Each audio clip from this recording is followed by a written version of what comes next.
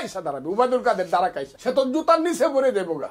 মানুষের জুতা পেটা করবো এখন আওয়ামী লীগ রাস্তায় এলে। আমি হইলে কইলাম না আওয়ামী লীগ আয় দেখি আওয়ামী লীগ আমি কইলাম তো ফ্রি দেন তো এখানে আইসা। ওই যে শেখ হাসিনা কয় 1 কোটি মানুষ হইব 16 ডিসেম্বর, একটা মানুষও মানুষের জুতা পেটা করবো এখন আওয়ামী লীগ রাস্তায় এলে। এরা আইলে ওই যে যারা ইলেকশন করছিল যে হাইব্রিড গুলো আসুক তো দেখি কে আইসা দাঁড়াবে? উবায়দুল কাদের দ্বারা কাইসা।